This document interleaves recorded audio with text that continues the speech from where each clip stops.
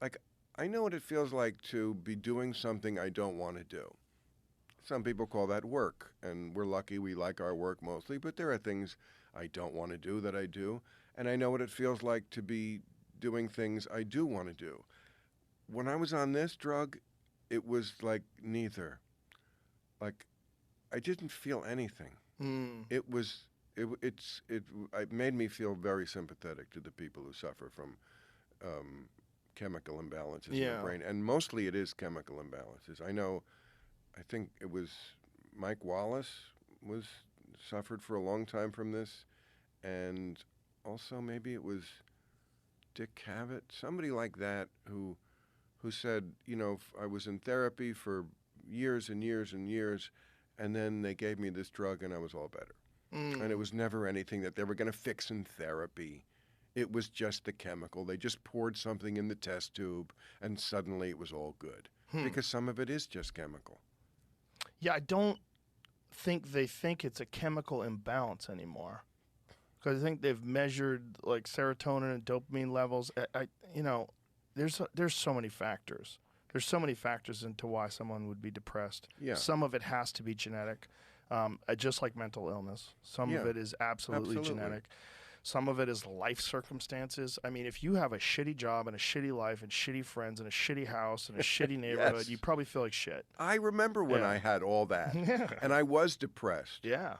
but I felt like it was logical depression. There was a reason I was depressed. I was newly in the world as a person out of college, so I was starting life. For the Yeah. first time, I didn't have the protective guardianship of school.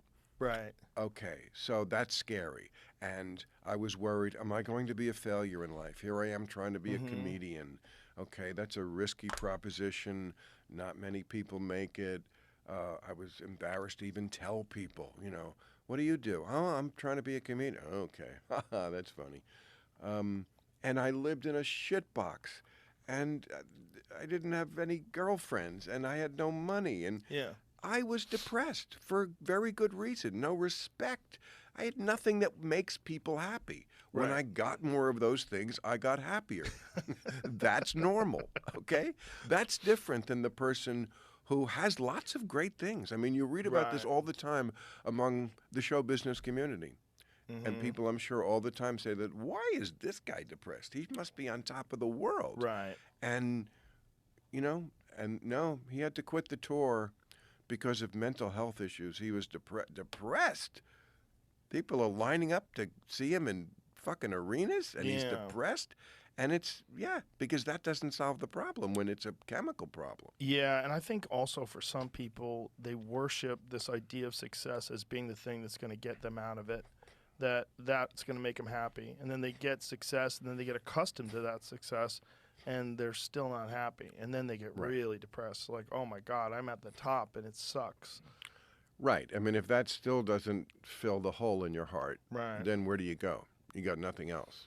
Yeah, I always wonder. I mean, I think these things vary very widely. And I always wonder, like, what is their life like? What are their friends like? What's their family like? What do they do for activities? What are they eating? Are they sleeping well? Like, Right. like, are they doing anything to mitigate it, to put themselves on a path, that gives them some sort of a feeling of accomplishment in life, a feeling of like, and I don't mean accomplishment in terms of like material possessions, but like you're doing something, Mm-hmm. you're getting something done. A Like, reason to get up in the morning. yeah, something that you really enjoy and gives you joy and gives you happiness and satisfaction. There's a lot of people out there that don't have that. Like you said, we're really lucky that we have Yes. jobs that we enjoy. We love what we do.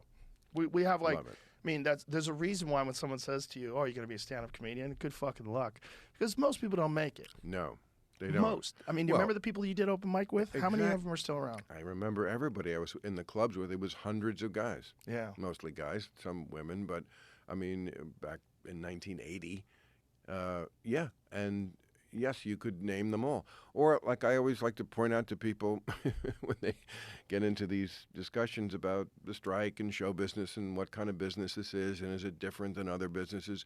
Yes, if you look at the credits of any movie, especially ones that are a few years old, 10 years old, 20 years old, 30 years old, look at the credits as they go by at the end of the movie.